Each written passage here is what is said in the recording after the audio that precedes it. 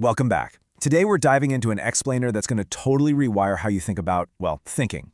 We are unpacking some incredibly powerful source material about the actual architecture of human cognition, and we're going to dismantle a really pervasive myth along the way.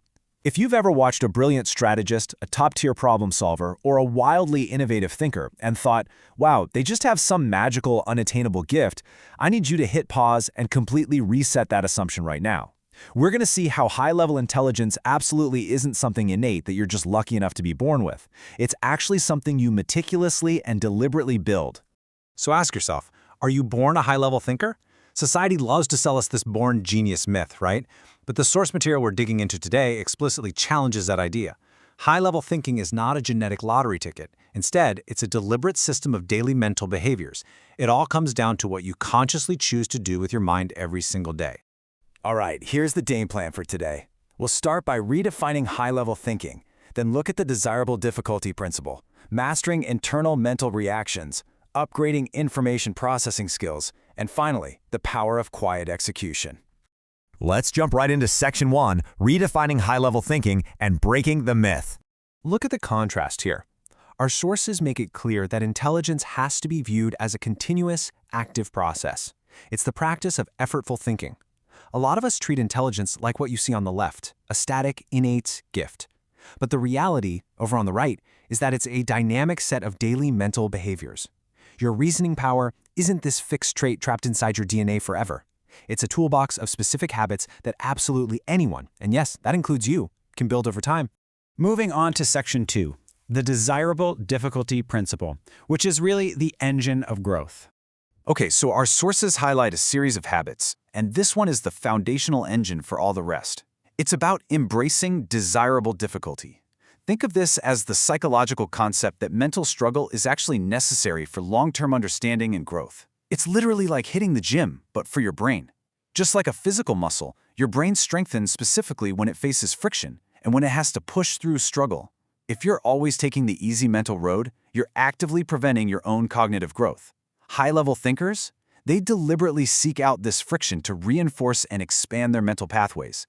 Section 3, mastering internal mental reactions and internal auditing. So, how do high-level thinkers control their inner world before they ever even interact with the outside world? It starts with metacognition. This simply means questioning your own thinking.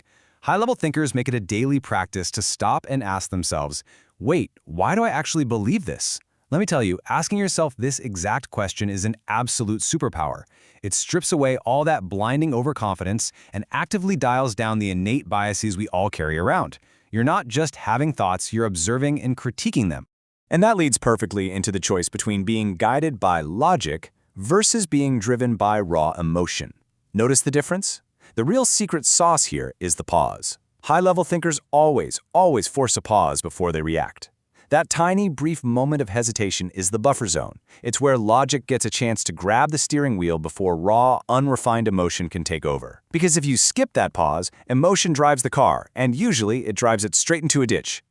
All right, Section 4, upgrading information processing skills and viewing the world.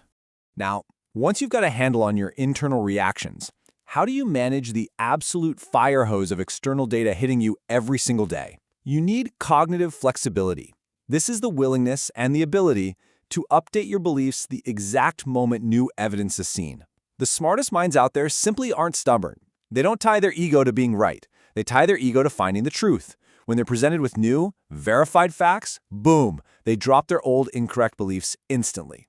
Which brings us to a huge paradigm shift. Average thinking leans really heavily on comfortable absolutes, locking ideas into rigid boxes of always or never. It feels safe, right?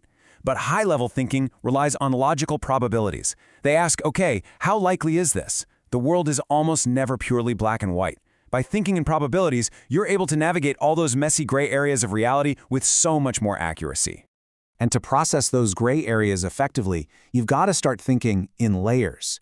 You have to move way past basic, linear thoughts and actually look beneath the surface. When you view the world in layers instead of straight lines, you start spotting these incredibly complex patterns that everyone else is completely blind to. You start seeing the domino effect, the second and third order consequences of an action, not just the immediate obvious result. Finally, Section 5, the power of quiet execution, and the final output. So, you've audited your internal world, you've upgraded how you process data, now it's time for the physical action in the real world. High-level thinkers don't announce their goals, they just execute with quiet consistency. They don't need that cheap, immediate dopamine hit of telling everyone on social media what they're going to do, they literally just execute the plan. They protect their intentions and rely entirely on quiet consistency to generate some seriously loud results. Here's the crazy part. When you stack all these behaviors together, the metacognition, the desirable difficulty, the cognitive flexibility, the layered thinking, and that silent execution, you place yourself in a highly exclusive statistical category.